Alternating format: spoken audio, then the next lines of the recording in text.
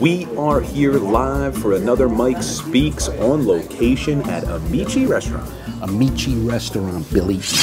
New location. They used to be in the shopping center right next door. They were there for, I believe, at least 9 years, maybe longer.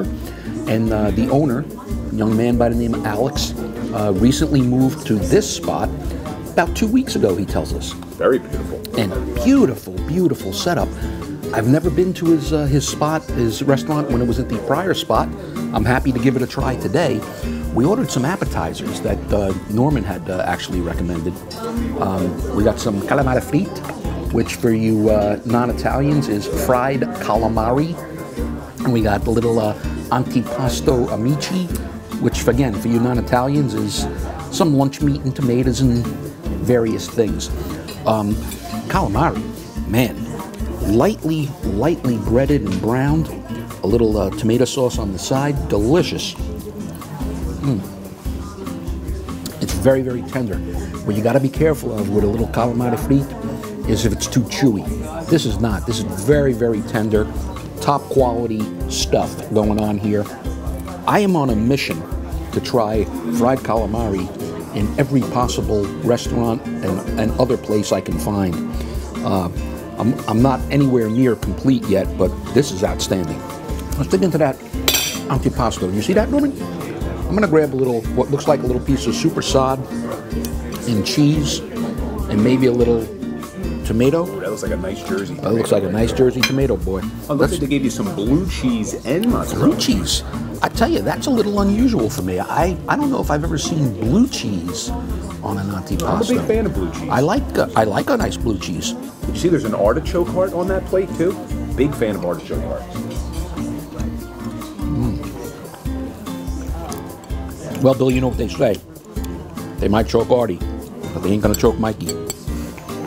That's outstanding. That's really good. We got this. A little roasted red peppers. A little roasted red pepper. Let's grab some of that. Unfortunately, Mike ate all the bread before the food came. Well, we can always get more. Norman, Penne Alla Vodka, one of my favorite dishes. Note the color. Very impressed by the color. The orangish color. Sometimes you see a Penne Alla Vodka, it's a little too creamy, where the orange color is much, much lighter. Typically, those are not as good. This looks outstanding. You can see little chunks of prosciutto in there. Obviously dressed with a little bit of, it's basil. And we're gonna dive right in here, Norman. And what we did not see on camera was the 5 minutes the waiter spent pouring cheese on top of his plate. That's a home run. How is the pasta itself? Al dente? Pasta itself is slightly al dente, which I love.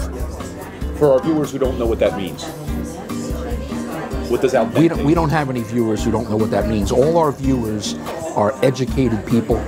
They're in tune with the culinary arts. Al dente means not overcooked, a little stiff. It is how they cook it in Italy. Billy, when did you become an Italian expert? You're a fake Italian. That's what you are, okay? Yeah, that's right, I said it. You hearing this? I said it. He's a fake Italian. It's delicious. Absolutely delicious. Are there any ratio issues to consider? There's always ratio issues to consider, Billy. And in a pasta dish, what we're looking for is the ratio of pasta to sauce to grated cheese. Why? Our viewers are going to be very interested. The literal translation of al dente means to the tooth. Comes from the Latin dente, Latin word dent for tooth, to the tooth. Now we know cook so as to still be firm when bitten, but to the tooth is the literal translation. Getting back to the ratio question, the ratio of pasta to sauce to grated cheese. I am a huge fan of grated cheese. I like a lot of it. This, well, obviously the chef is not concerned about the ratio of the grated cheese. That's added on when the dish is served. But the ratio of pasta to sauce here is spot on. I do not like soupy. I don't like a lot of sauce. I like it a little more on the drier side. This is perfect. Ratio is absolutely spot on, as they say. Thank you, Michael. Thank you, Billy. Thank you, Norman. Sit down and eat.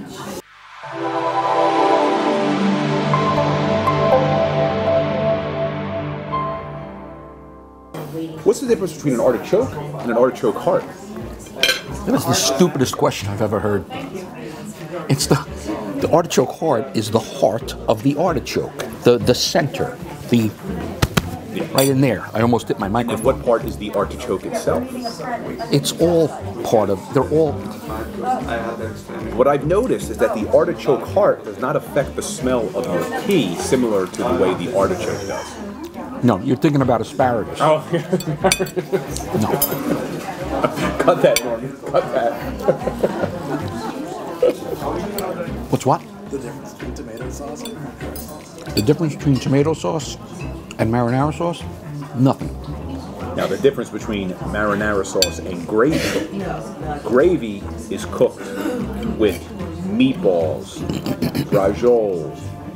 The meatballs are usually made with pork, veal, beef.